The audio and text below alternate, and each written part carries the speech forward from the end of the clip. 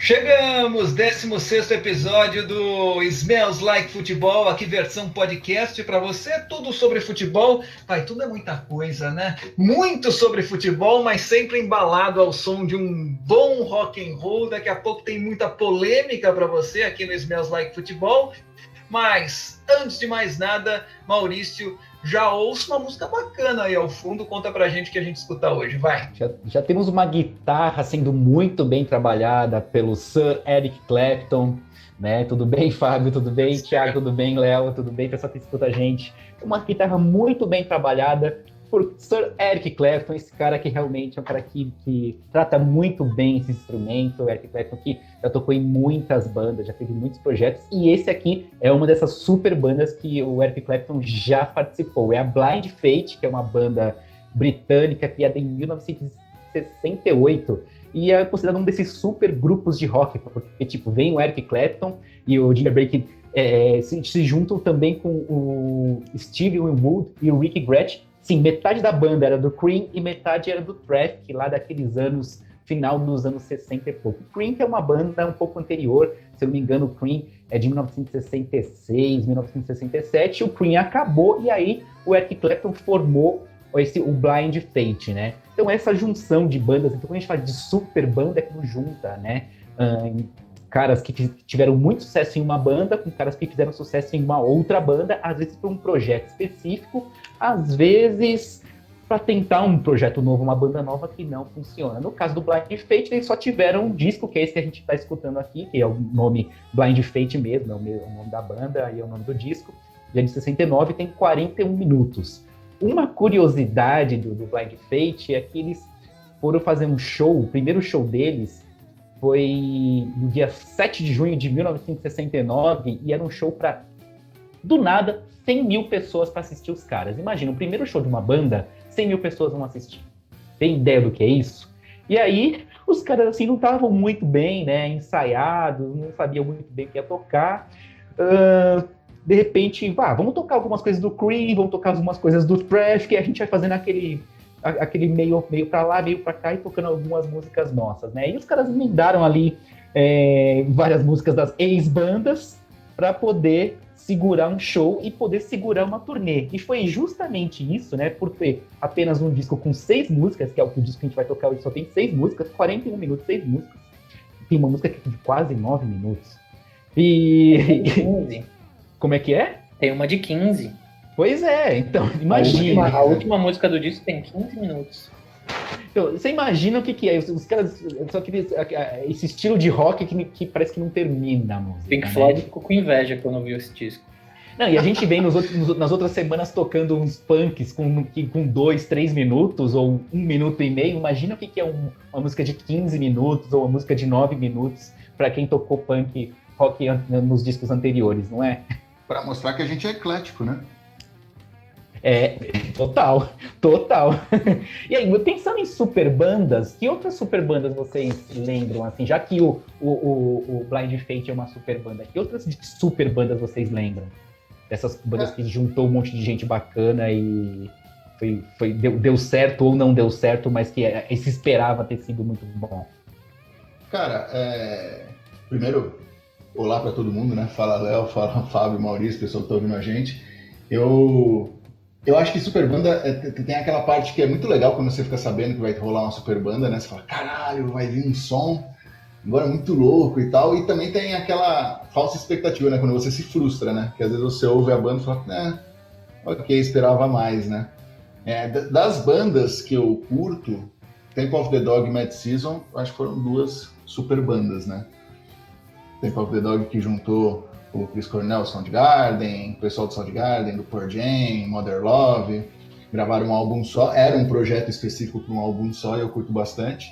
E Mad Season, que também rolou a galera do Alice in Chains, do Pearl Jam, do Screaming Trees, né? E também gravaram um álbum só que eu gosto bastante. Agora eu não sei, eu tô na dúvida, por exemplo, se Audioslave a gente considera isso? Porque teve Rage Against the Machine com o Chris Cornell. Eu acho que sim, né? Ou não, foi uma banda que formaram com um cara que... vamos formar uma banda, não é uma super banda, porque super bandas são às vezes como projetos só, né? Audioslave não, né? Foi uma nova banda. Audioslave, por exemplo, foi uma banda que me causou um pouco de frustração. Quando eu pensei que, pô, Rage Against the Machine, com o Chris Cornell cantando, vai ser uma pegada. É uma banda muito boa, mas eu imaginei que ia ser uma parada assim, nossa, revolucionária, assim. E eu não achei só uma boa banda, né? Pra mim foi um pouco... Talvez eu criei expectativa demais, mas vocês acham que chega a ser super banda? Por exemplo, Velvet Revolver é uma super banda ou não? É só uma banda que foi criada? Depende do conceito que você usa para super bandas, né? Se é só uma fusão de membros de grandes bandas, não importa quantas.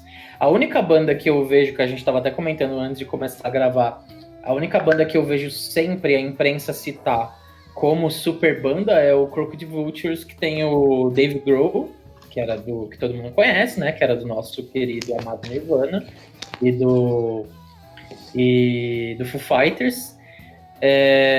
O Josh Homme, do Queens of the Stone Age, e o John Paul Jones. Então, aí é um mix de 3 puta bandas, né? Ou mais, né? Porque o Dave Grohl fez parte de 2 grandes bandas antes de entrar no Crooked Vultures. Agora tem várias outras que daria pra gente citar, que é só a fusão de 2, né? Porque se você for pensar, no caso da banda que a gente tá tocando, no Blind Fate, ela foi uma fusão de 2 bandas e não necessariamente era para ser um projeto específico, era para ser uma banda, porque o negócio não deu certo, porque os caras não desenvolveram shows, e aí perceberam que a química não rolou.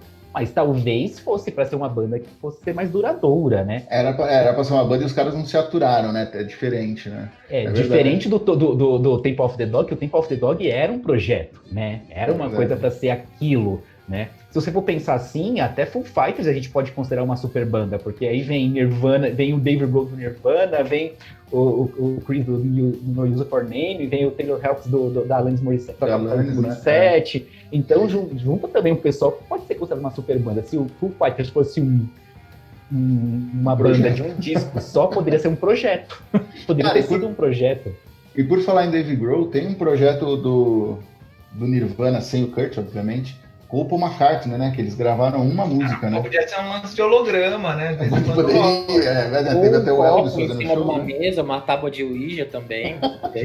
E eles gravaram Cut Me Some Slack com o Paul McCartney e ficou muito bom o som. E até na época teve um zoom. Será que o Nirvana vai sair de turnê com algum vocalista e tudo mais? E o Dave Grohl deu uma declaração bem legal, que ele falou, cara, não é assim, eu toquei num especial, né, do Hall da Fama do Rock, toquei algumas músicas, eu tive que ficar 3 dias tomando analgésico.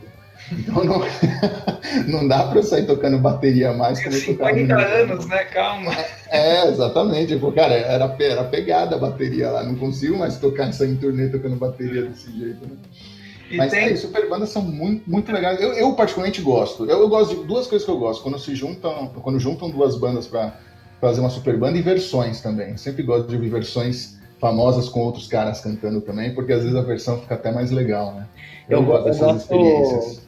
Pra gente encerrar o papo musical também, né? Pra gente começar a falar de futebol logo. Mas eu gosto muito quando juntam grandes músicos de bandas diferentes só pra fazer um show, pra brincar, assim, cada um vai num instrumento. Tem um show que eu tenho até o DVD, que eu sou velho, ainda tenho DVD, é um show Music for Montserrat, que era um projeto solidário para uma ilha que estava correndo risco de aquecimento global.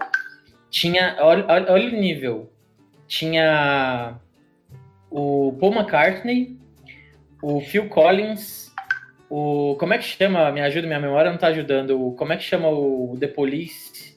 O baixista do The Police, o vocal do The Police. E cantando Take, gente, né? É aquele momento que dá branco em todo mundo. É um podcast de idosos aqui, né? Ninguém consegue lembrar o nome do cara que é famosíssimo. O Sting? O Sting. Era Sting no baixo, Phil Collins na bateria, Paul McCartney no piano, ainda tinha o tecladista do Yes. E, cara, no meio do show chegava uma porrada de lenda, assim, era um puta de um show incrível. Music for Montserrat, quem puder vai no YouTube dar uma olhada, que é bem, bem, bem incrível. Muito legal. E tem os amigos, né? Do Zé de Camargo e Luciano, tem os amigos.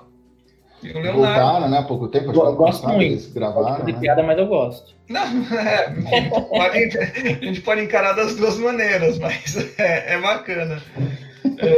Vamos nessa falar de futebol? Mas falando só para falar de futebol, a gente pode já deixar marcado uma pauta possível da gente, quando a gente falar de, já que a gente falou de super banda, a gente pode trazer uma outra super banda para falar de super times, de repente lembrar os Galácticos do Real Madrid. Ou a gente pode ver se vai fazer um dar certo ou não. episódio especial sobre o Rock Go, que juntava as bandas, né? Nossa. Exatamente. Nossa. O MTV patrocina lembra? O cara Tony Garrido, né? Junta o Tony Garrido, mas Wolverine Valadão. temos uma super banda. Vamos falar de futebol, então. Vamos falar de futebol. Você continua com a trilha sonora aí ao fundo. Realmente muito bacana, bem escolhida. Eu não gosto dessas músicas longuíssimas e tal, mas aí é muito pessoal, é muito subjetivo. Mas tem uma coisa da qual eu gosto, e eu tenho percebido ultimamente que muita gente não gosta. Eu achei até que a polêmica tinha ficado um pouco de lado, mas eu fui ingênuo em relação a isso. Foi só a pandemia que deu uma esfriada na coisa, até porque não teve jogo. O VAR voltou a ser assunto. Nessa última semana, a gente teve confusão no jogo teve uma polêmica ali ao fim do jogo entre Botafogo e Internacional. O Gatito Fernandes se rebelou contra a máquina. Coitado da cabininha do VAR que pareceu que apanhou o fliperama, né? A gente teve muito tempo perdido no jogo entre Santos e Flamengo, com 2 gols anulados do Santos. Queria ouvir vocês e falar também a respeito do VAR. E aí, Thiago, o VAR voltou do jeito que a gente esperava ou realmente as críticas estão exageradas, hein? Só posso complementar uma coisa? Claro que sim. Faltou um jogo você citar que a gente teve polêmica do VAR também. Qual? Corinthians e São Paulo. Porque foi por uma omissão do VAR. Né? Você tem razão. Nos jogos foi por um excesso de ação e nesse foi por omissão. É verdade, bem lembrado. Então, a gente teve a volta do futebol brasileiro e a polêmica do VAR, mas o futebol voltou antes, né? A gente teve volta nos campeonatos europeus, teve a Champions League agora há pouco tempo também sendo encerrada, e você não viu polêmicas tão grandes assim com o árbitro de vídeo, e tem aqui no futebol brasileiro. Então, só aí já dá para perceber que o problema não é o VAR, o problema é a arbitragem ruim. Os árbitros aqui no Brasil são ruins, e tem uma série de fatores para a arbitragem no geral, né? É bem ruim aqui no Brasil. E tem também alguns fatores culturais que ajudam nessa pressão sobre a arbitragem e sobre as decisões que a arbitragem toma. Porque, assim como no debate sobre os treinadores que a gente teve há 2 episódios, a forma como a gente aborda o VAR muitas vezes torna a discussão muito pobre. Porque você, por criticar um processo da utilização do VAR, querer muitas vezes condenar a ferramenta, é o que eu sempre brinco. Então eu tenho um escritório onde eu tenho funcionários que não sabem usar o computador, e falo, bom, então tira tudo, vamos colocar a máquina de escrever, porque esse negócio de computador não funciona, não dá certo. Não é assim que a gente tem que resolver a situação. Quer dizer, em todas as grandes ligas o VAR tem os seus problemas, mas tem trazido bons resultados. Aqui, a gente critica, inclusive, quando o VAR acerta a existência do VAR. Quando não, a gente deveria criticar o processo como foi feito. Se há um erro do VAR, eu estou vendo um dedinho levantado aí, se há um erro do VAR, assim, da utilização da ferramenta, a gente tem que entender o porquê que foi mal utilizado. Principalmente quando é um lance interpretativo. Então é isso, a interferência em demasia talvez seja um problema, mas não a ferramenta em si. E eu acho que quando a gente confunde essa discussão, a discussão fica pobre. Porque se a gente parar para pensar e lembrar de quantos erros de arbitragem a gente já não discutiu antes da existência do VAR, porque dá a impressão que antes não havia erro. E eram erros absurdos. Hoje a gente... a maioria dos debates é em cima de lances que fala assim, poxa, com o vídeo eles conseguiram errar desse jeito. Mas não são aqueles erros absurdos. Normalmente são erros de interpretação, na verdade não erros. Traz para o lance, traz para o ambiente da interpretação, e aí um acha uma coisa, o outro acha outra. Ou nesses lances, nessas situações milimétricas, como foi com o Flamengo e Santos. Mas se a gente parar para pensar o mundo antes do VAR, existiam erros absurdos. Então, querer muitas vezes voltar para aquela época é andar para trás, até considerando o mundo como a gente tem hoje, que a tecnologia acompanha qualquer segmento de sucesso.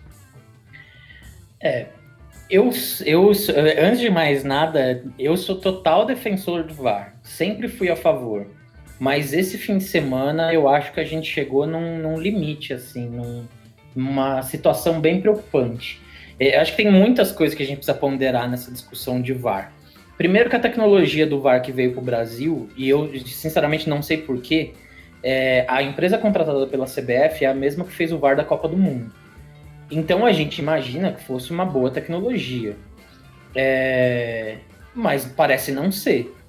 Porque a gente não vê no VAR na Inglaterra, na Premier League, os mesmos erros que a gente vê aqui no Brasil.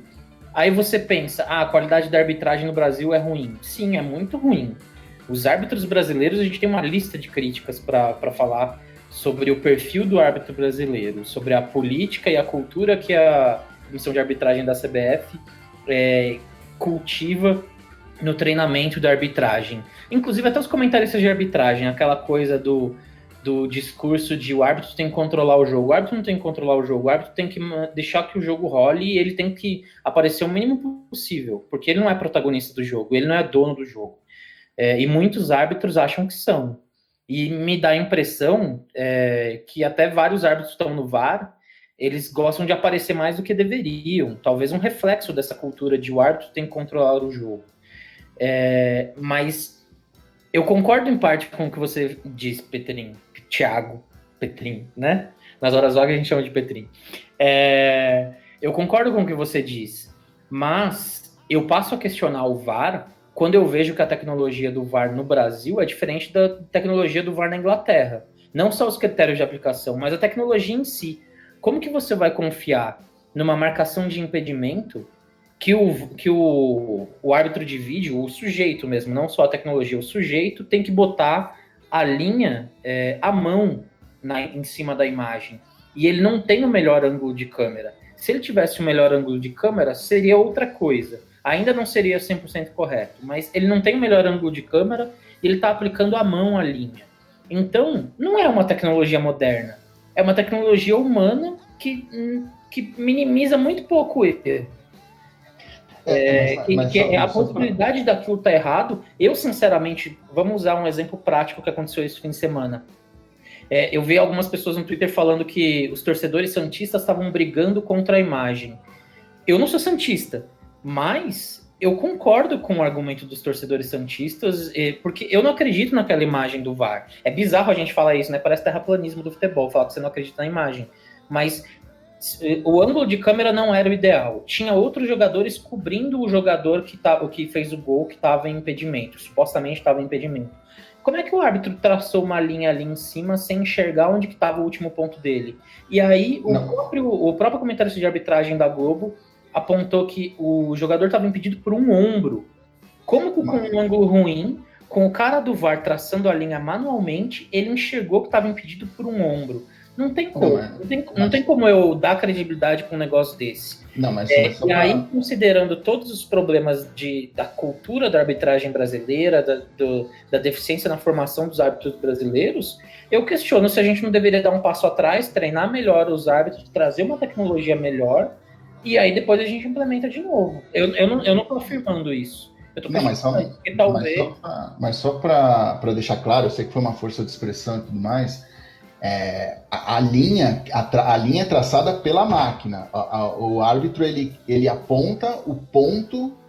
Sim. Ele clica no ponto onde há o maior avanço e a máquina traça a linha. A máquina determina que a linha seja paralela à linha de fundo, só. Quem vai determinar em que ponto a linha tem que estar é um humano. Então, mas ele consegue parar frame a frame com diversas câmeras, ele consegue olhar as outras câmeras e ele fala para um editor de imagens um pouco mais para a direita, um pouquinho mais para a direita, um pouquinho mais para a direita, olhando as outras câmeras e consegue dar um super zoom na imagem em que ele consegue, de uma forma muito melhor do que o olho humano, ou muito mais próxima do 100%, identificar onde que é o ponto mais próximo, sendo que você consegue passar frame a frame. Sempre vai haver a parte humana da coisa. É claro que você pode ter uma tecnologia que você pega a questão dos movimentos dos jogadores e você consegue ali só a máquina resolver, mas ele consegue ter uma precisão 300 vezes maior do que o bandeira que acompanha no momento do lance. E a partir do momento que ele aponta o ponto mais próximo da linha de fundo do jogador, a parte do corpo que deixa impedido, por exemplo, o ombro, ele consegue num frame, num super zoom, colocar esse ponto, a linha traça e consegue evitar a paralaxe, que é a ilusão de ótica por conta do ângulo. Então, a própria linha ela consegue, de certa forma, suprir o que o ângulo pode causar de ilusão de ótica, né? Então é só para a gente deixar claro, para não parecer também que é uma coisa totalmente manual.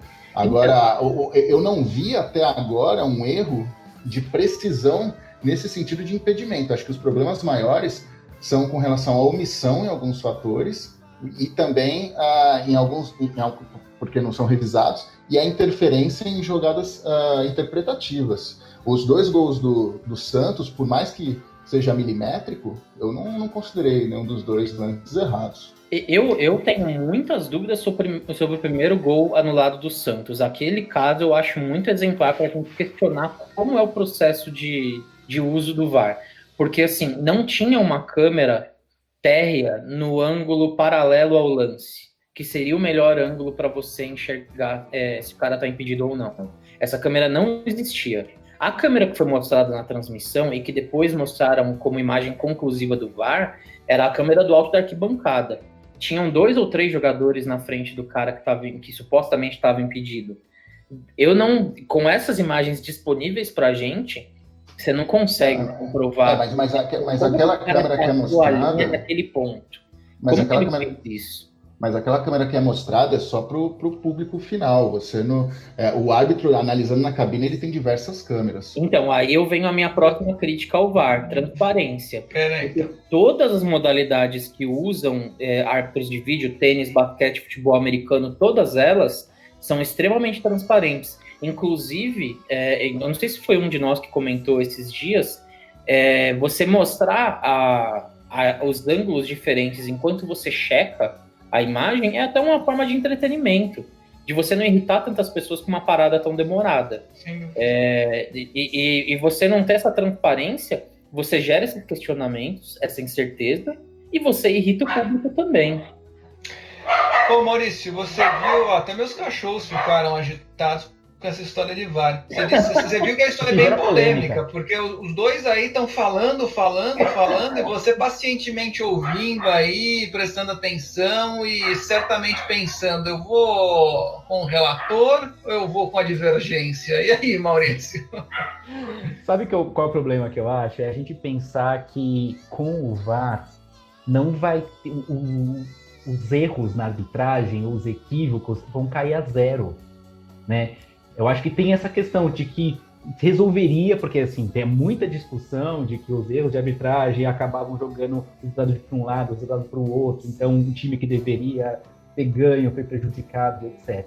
E aí, quando vem o VAR e fala, com a tecnologia, os erros não vão existir. Só que aí, o que é o acerto? Porque, exatamente, quando a gente vê o Fábio e o Léo aqui, o Thiago e o Léo discutindo, eu achei, ou eu não achei, tem uma luta no gel. Como é que é?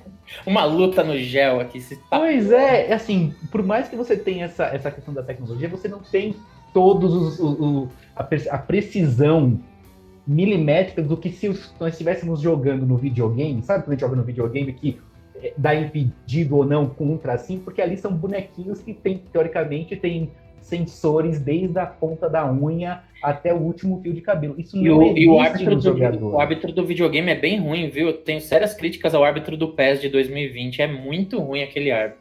Mas ou seja, se nem o árbitro do PES, a arbitragem do PES deixa você feliz, Léo, então é isso. Com o VAR não vai reduzir a zero os erros na arbitragem, os equívocos, vai minimizar. Então ajuda, né? Ajuda com que a coisa seja reduzida, que você tenha mais chances de tomar decisões. Mas vai ter erro, vai ter equívoco, vai ter um momento que a jogada vai ser interpretada de forma errada. né? Então, isso vai acontecer. A gente espera que não aconteça, mas vai acontecer. Eu acho que essa porcentagem de erro é que a gente tem que acostumar com ela quando está pensando em VAR, quando está pensando em arbitragem também.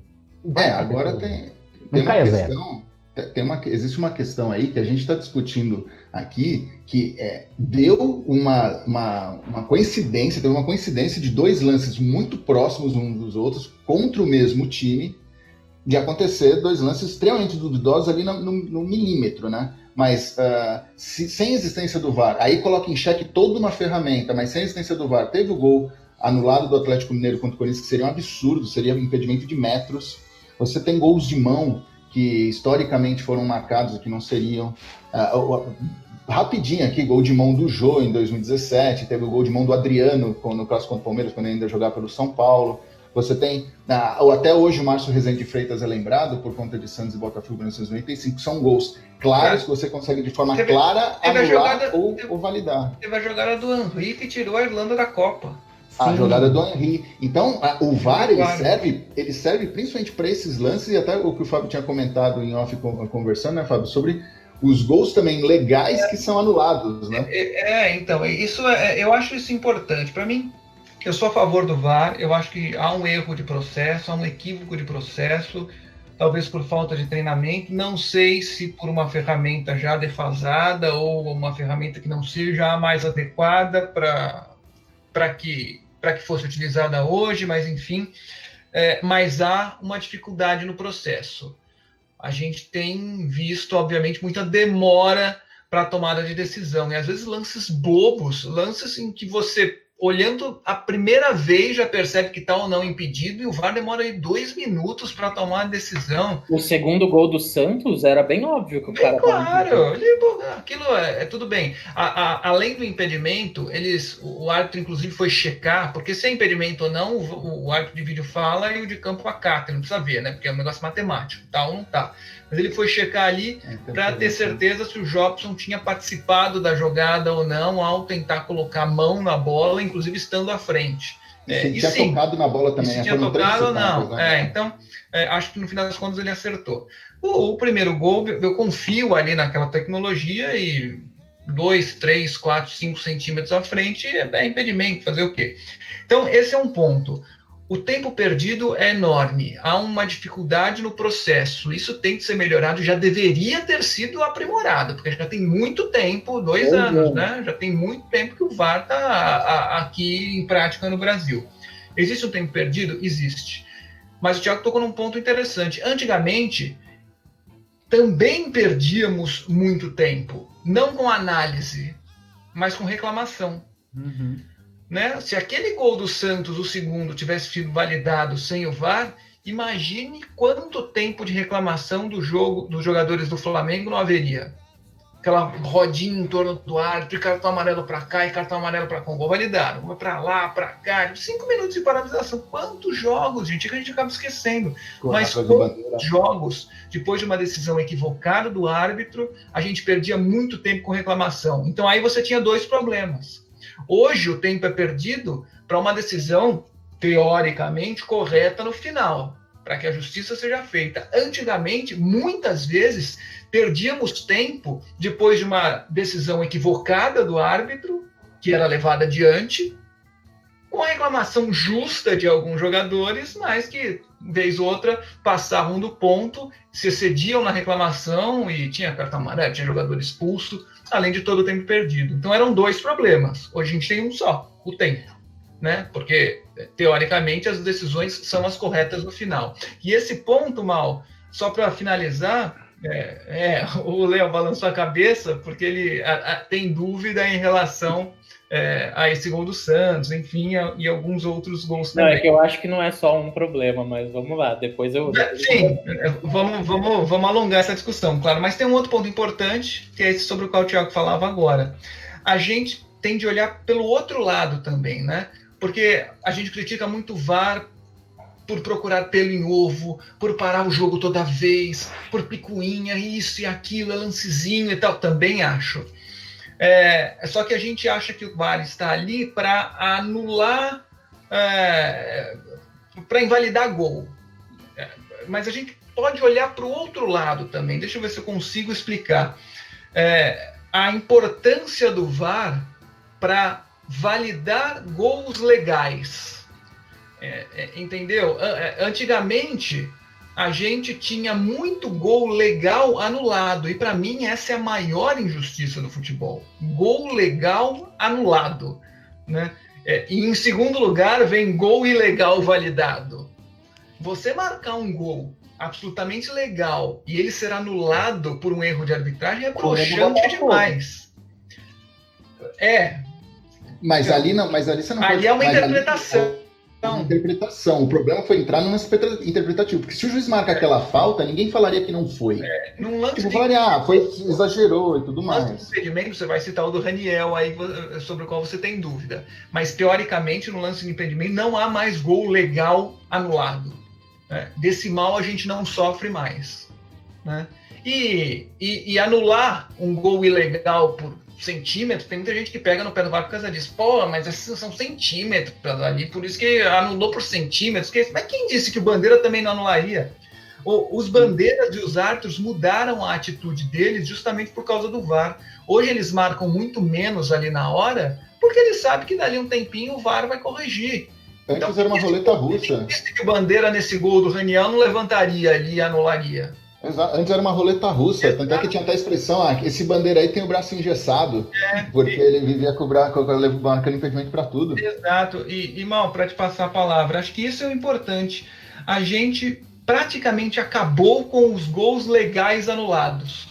Não existe mais. Gol legal é gol legal e vale. A gente não tem mais gol legal anulado, a não ser num lance interpretativo, como esse citado pelo Léo no jogo Botafogo e Inter. Mas talvez justamente essa demora, quando eu falo da questão que se espera que o VAR não erre, né? Mesmo, é um lance interpretativo. Mas as pessoas não entendem a questão do que é o lance interpretativo, porque sempre fica julgando. Errou. Aí se interpreta, mas interpreta diferente do que eu acho, errou. Então, tenta se reduzir ao zero o erro, né, da arbitragem. Se espera isso do VAR. E não vai ter erro. Justamente, quando entra no campo do interpretativo, é que pode ser que seja, pode ser que não seja. E aí talvez essa demora na decisão, quando fica 2, 3, 4 minutos lá, virando a câmera um pouquinho, etc e tal, seja também porque a equipe do VAR, os árbitros todos que estão ali, estão com medo, vamos combinar, estão com medo de decidir errado para também não ser criticado. Porque eles também estão esperando o erro zero. Eles também estão se exigindo o erro zero. E aí é melhor você demorar 1 minuto a mais revisando a câmera do que decidir e depois na segunda-feira tá todo mundo metendo pau porque o VAR errou de novo. É isso. Então, se você erra, aí todo mundo vai dizer que a tecnologia não presta. Então, acho que vai um pouco por isso. E outras coisas, por exemplo, quando a gente pensa em tecnologia, quando você colocou o chip na bola e aí a bola tinha certeza se a bola tinha ultrapassado a linha ou não, 100% do gol, para ver se era gol, se tinha realmente sido gol ou não. Isso aí é uma questão de quando você põe o chipzinho na bola e os sensores na linha do gol, o chip passou 100%, é gol e pronto. E aí acusa ou não acusa, não tem jeito. Agora, na questão do VAR, não. A questão do VAR tem a parte que é interpretativa. E vai ter até o chip falhou. Até o chip falhou na Inglaterra, não funcionou um jogo. A bola entrou, foi jogo depois do retorno. E o chip falhou porque o mecanismo falhou naquele momento e marcou uma bola que entrou, o goleiro tirou e não foi dado o gol. Mas só para comentar também, expor em cima do que vocês falaram, essa questão do VAR, é importante que os profissionais do futebol estejam envolvidos com isso. Porque, por exemplo, o Cuca deu uma declaração que vai de forma contrária ao que você disse, Fábio. Ele falou assim, a gente desconfia mais agora do que antes, sem o VAR. Absurdo. O próprio Cuca, vamos lembrar de 2008, aquele Botafogo e Flamengo, aquela reclamação nos vestiários, na entrevista coletiva, que foram todos os jogadores do Botafogo falando que foi uma roubalheira e tudo mais. Se a gente analisar o lance do pênalti, que foi quando começou a gerar todo o clima de tensão, foi pênalti. O Fábio Luciano foi agarrado na área. E depois o Cuca disse que não queria mais, os jogadores não deveriam, por ele não entrava mais em campo. Jogadores do Botafogo disseram, Lúcio Flávio, se eu não me engano foi o Lúcio Flávio, não, o Túlio, falou, o torcedor não tem que ir mais no segundo turno do Campeonato Carioca no Maracanã porque não vale a pena. Tudo isso por conta de uma suposta perseguição da arbitragem. Então, o próprio Cuca, que foi personagem direto daquela polêmica, falar algo assim, ele joga contra o futebol. Ele joga contra o futebol dando uma declaração dessa, porque ele joga para a torcida do Santos. O profissional do futebol tem que estar diretamente envolvido, engajado com a causa do VAR, porque senão a coisa não anda. E a gente fica debatendo sobre um lance polêmico ou alguns poucos lances polêmicos e a gente esquece de tudo isso que foi beneficiar, com todos os benefícios.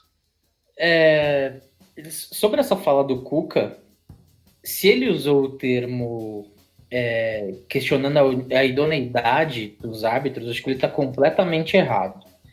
Porque antes do VAR, sim, era frequente a história de juiz ladrão para lá e tal.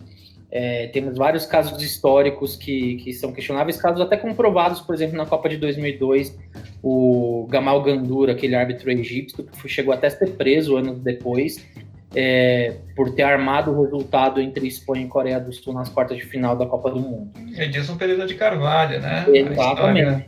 Temos vários casos comprovados e a idoneidade dos árbitros eram muito questionados. Hoje não é mais questionada a idoneidade, mas se ele quis se expressar no sentido de ter dúvidas sobre a qualidade da arbitragem, em parte eu concordo com ele, porque a gente trocou alguns tipos de dúvida, talvez mais frequentes do que hoje, mas trocamos alguns tipos de dúvida por outros tipos de dúvida.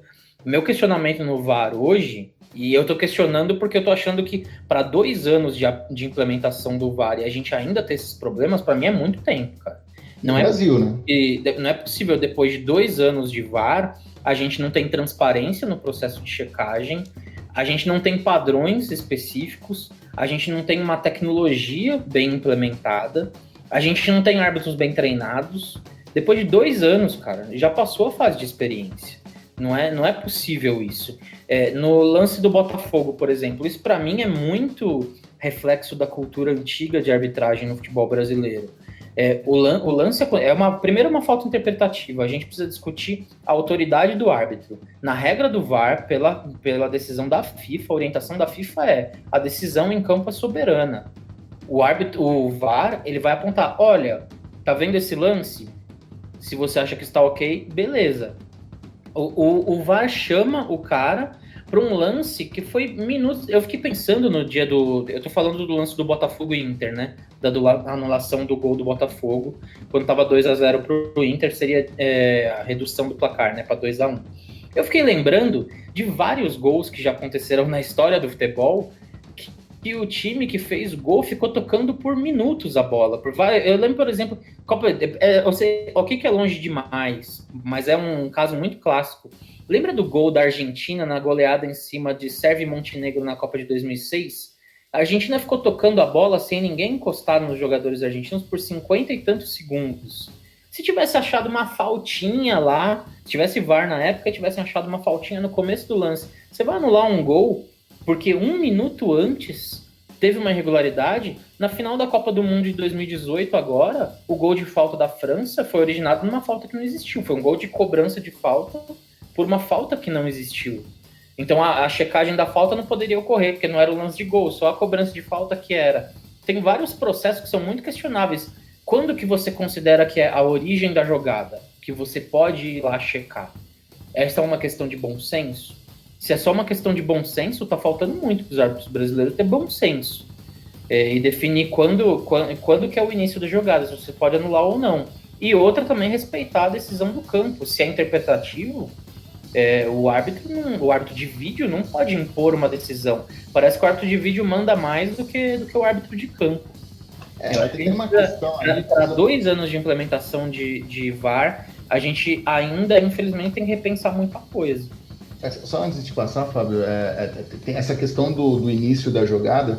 A CBF tem um protocolo para os árbitros de mais de 160 páginas e verificando ele, tem normas muito claras, muito definidas, que a decisão do campo é soberana, que o árbitro só atende se ele quiser a indicação do árbitro de vídeo. E você pega o início da jogada, você tem que pegar realmente toda a parte do início da jogada de ataque. Mas em lances que o juiz viu, como por exemplo Botafogo e Inter, o árbitro de vídeo não deveria ter entrado. É diferente, por exemplo, o árbitro viu um lance, ele acompanhou um lance em que ele dá escanteio num carrinho na linha de fundo, ele dá escanteio e o árbitro de vídeo fala, olha, você deu escanteio, você viu o lance, mas ele não pegou a bola, ele pegou o jogador.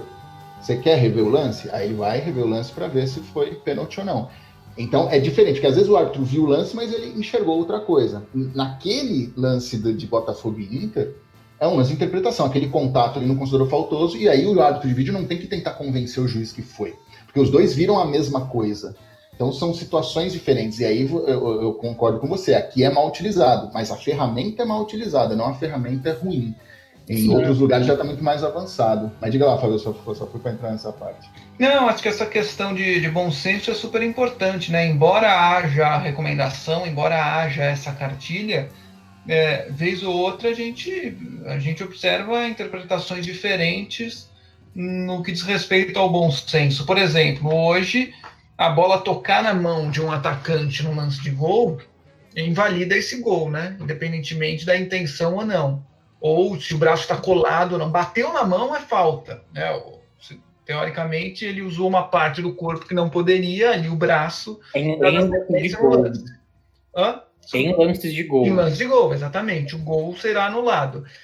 Vamos voltar nesse exemplo que você deu. Uma equipe que trabalha a bola por 50 segundos. Lá atrás, na intermediária defensiva, a bola chicoteou e bateu na mão do volante.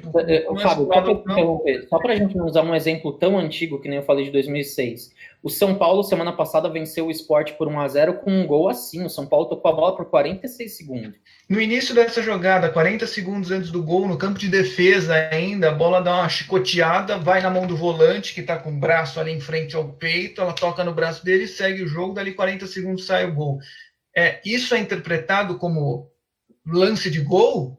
Você entende? Lá atrás, no campo de defesa, ainda a bola tocou no braço e o lance prosseguiu. Eu, sinceramente, pode até ser ignorância da minha parte, eu, sinceramente, ainda não vi nada em relação a isso.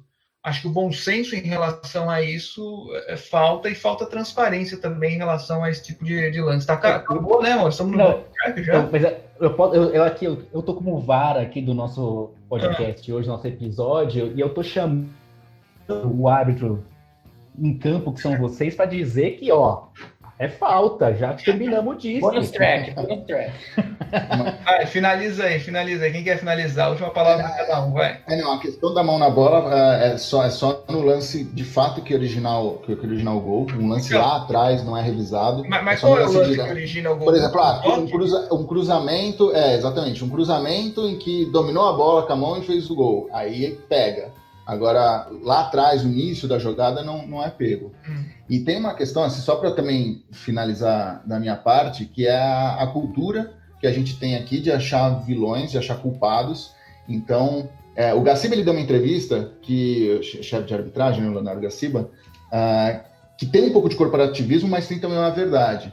Ele comentou que os árbitros muitas vezes ficam receosos de marcar e ficam mais tempo para analisar um fato, que ele falou, porque na segunda-feira é clube pedindo para dar geladeira no árbitro, é clube pedindo para esse árbitro não apitar mais jogo do time, é diretor invadindo o campo, diretor indo no vestiário do árbitro. Aqui existe uma pressão sobre a arbitragem maior que nos outros lugares, e o cara recebe para apitar, enfim, faz parte da renda dele e tudo mais. Só que eles têm que entender que quanto mais demora para tomar uma decisão, mais desconfiança traz. Então, acho que tem que otimizar para ser mais rápido, mas tudo que vem em benefício para ser mais preciso e para trazer mais justiça, acho que é mais bem, tem que ser bem-vindo e tem que ser utilizado. Só para finalizar também da minha parte, eu acho, e repetindo, depois de 2 anos, a gente não ter certeza de várias coisas em relação aos processos, eu acho muito absurdo.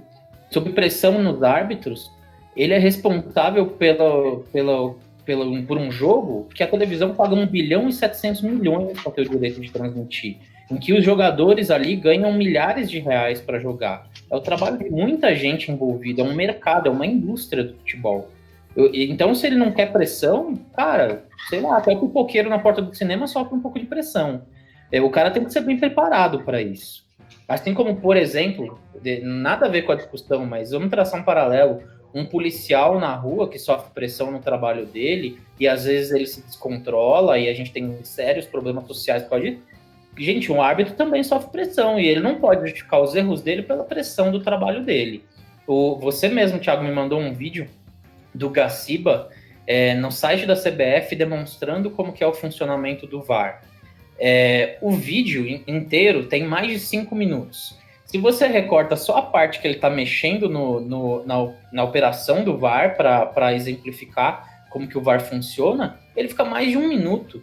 Não é possível que tipo, o cara que comanda o negócio demora tanto para mexer no software também. Eu acho que depois de 2 anos a gente precisa repensar treinamentos, métodos de processos mesmo, e a qualidade da arbitragem brasileira. A gente já tinha uma arbitragem ruim e a gente deu uma ferramenta na mão de gente que estava despreparada para apitar um jogo. Então a gente mudou o tipo de problema.